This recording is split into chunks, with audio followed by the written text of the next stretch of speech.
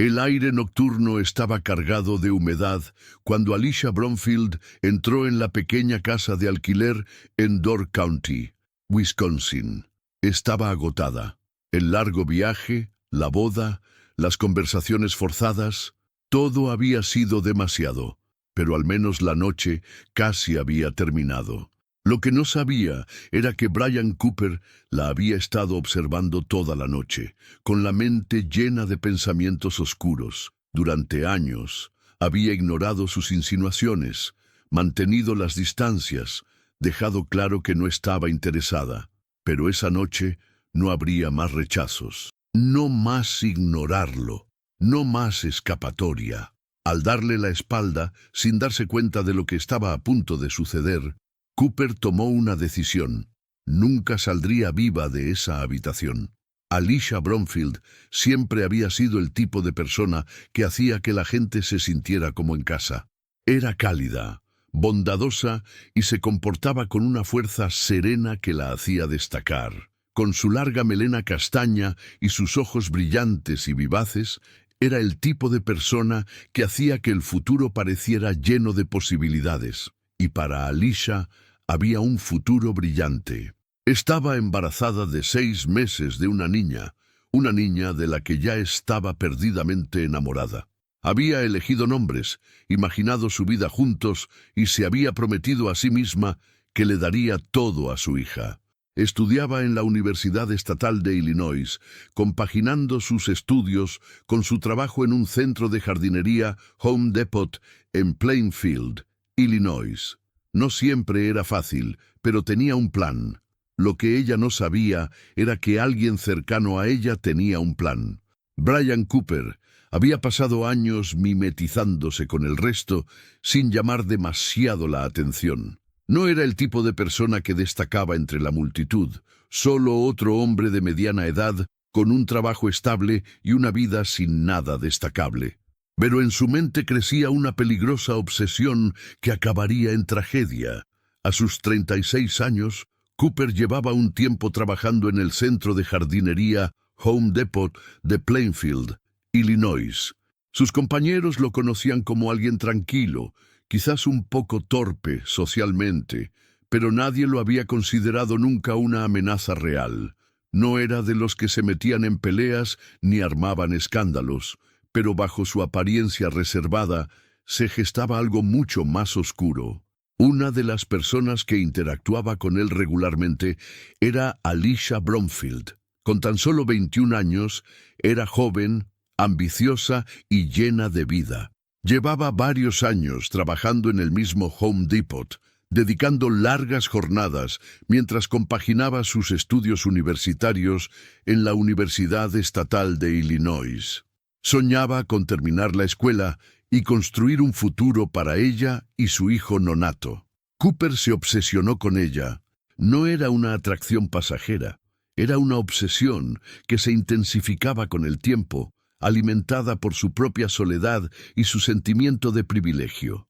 Malinterpretaba su cortesía como interés, distorsionando mentalmente cada interacción amistosa para convertirla en algo más. Al principio parecía inofensivo. Él la invitaba a salir y ella declinaba cortésmente. Le dejó claro que no le interesaba de esa manera, que solo lo veía como un compañero de trabajo. Pero Cooper no se tomó bien el rechazo. En lugar de seguir adelante, se volvió más persistente.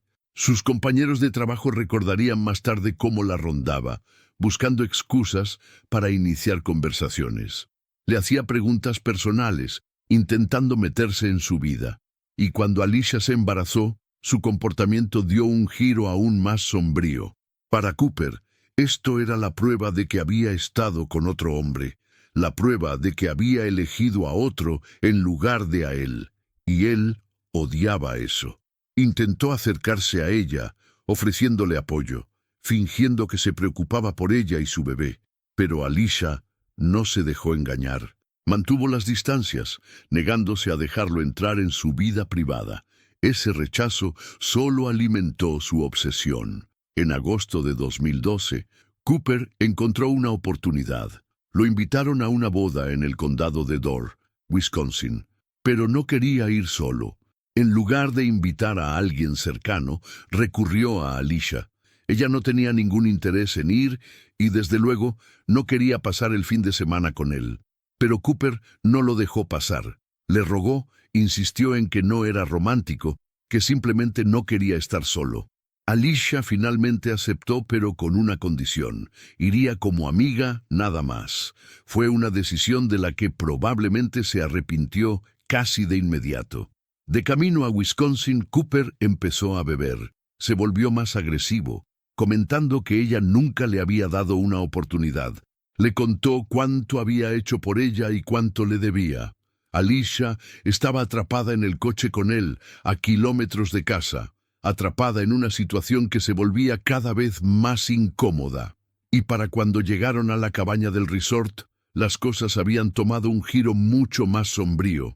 Cooper creía haberlo hecho todo bien. En su mente retorcida había sido paciente, amable y generoso. Había esperado a que Alicia se diera cuenta de su valor. Y ahora, después de tanto tiempo, ella seguía rechazándolo. Lo había rechazado durante años. Lo había rechazado mientras gestaba el bebé de otro hombre. Y en ese momento, sentado frente a ella en su cabaña alquilada, algo en su interior se quebró. Cooper ya no veía a Alicia como una persona. La veía como un problema por resolver, una deuda por cobrar, una mujer que le había arrebatado todo: su amor, su atención, su bondad, sin darle nada a cambio. En su mente, ella ya había tomado una decisión, y ahora él iba a tomar la suya. Apenas comenzaba a ponerse el sol cuando Alicia Bromfield y Brian Cooper llegaron al lugar de la boda en el condado de Door, Wisconsin. El pequeño pueblo turístico, conocido por sus tranquilas playas y su encanto apacible, debería haber sido el lugar perfecto para una celebración. Pero para Alicia, la noche ya empezaba a sentirse apagada. Había aceptado este viaje a regañadientes. Brian había sido insistente, prácticamente rogándole que lo acompañara para no tener que ir solo. Ella había establecido límites claros: irían como amigos, nada más. Pero incluso al entrar a la fiesta de la boda, ella podía sentir la tensión en el aire. Brian bebía mucho, y, a medida que avanzaba la noche, su comportamiento se volvió más errático. No solo bebía para celebrar, bebía para ahogar algo oscuro en su interior. Se mantenía cerca de Alicia, merodeando, observando cada uno de sus movimientos. En un momento dado, la jaló a la pista de baile. Ella le siguió la corriente un rato, pero finalmente le dejó claro que no estaba interesada. No estaba allí para eso. Estaba embarazada de 6 meses, agotada, y solo quería que la noche terminara. Brian no se lo tomó bien. Se enfurruñó, bebiendo trago tras trago, con su resentimiento creciendo con cada sorbo. Su frustración llevaba meses latente, y ahora, alimentada por el alcohol y el rechazo, estaba peligrosamente cerca de desbordarse. Al concluir la boda, Alicia debió de sentir algo de alivio. Pronto estaría de vuelta en la casa de campo alquilada, lejos de la multitudinaria recepción. Quizás incluso pensó que si conseguía pasar la noche, pronto estaría en casa, a salvo. Pero Brian tenía otros planes. El viaje de vuelta a la casa fue tenso.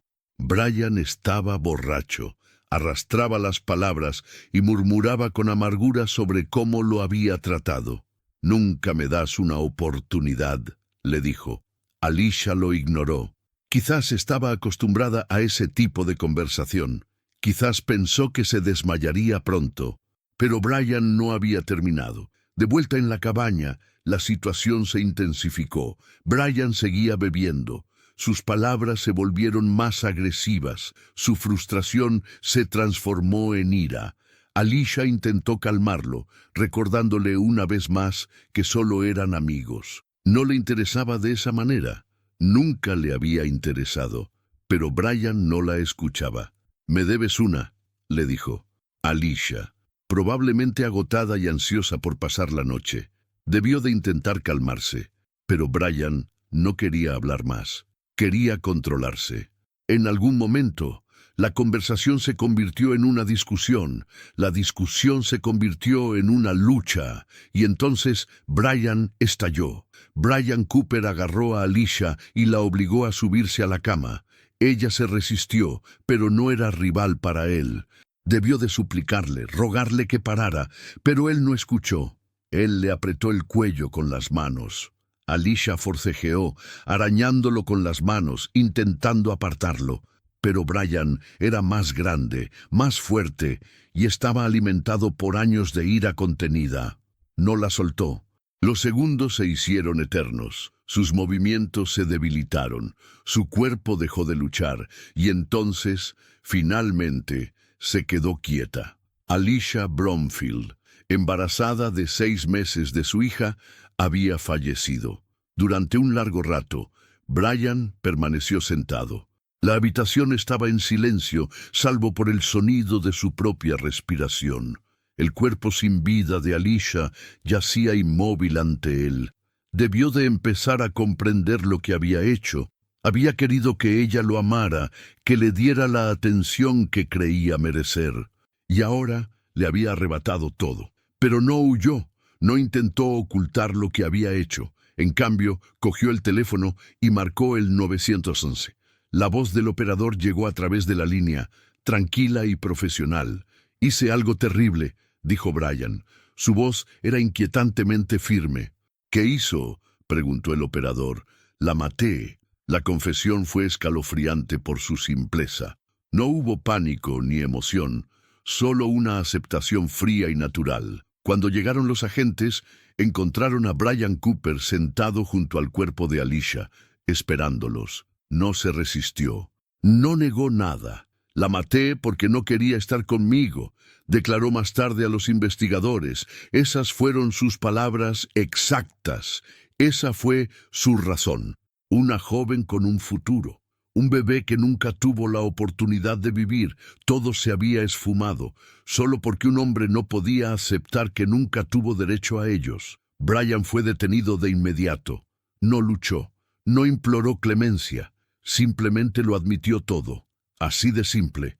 En su mente, Alicia le debía algo, y cuando ella se negó a dárselo, le quitó la vida. La sala del tribunal se llenó de un silencio denso al comenzar el juicio de Brian Cooper en septiembre de 2013. Había pasado más de un año desde que le quitó la vida a Alicia Bromfield, pero para su familia el dolor estaba tan presente como siempre. Estaban sentados en primera fila, con el rostro pálido y demacrado, esperando justicia. Brian Cooper había confesado. No había duda de lo que había sucedido esa noche.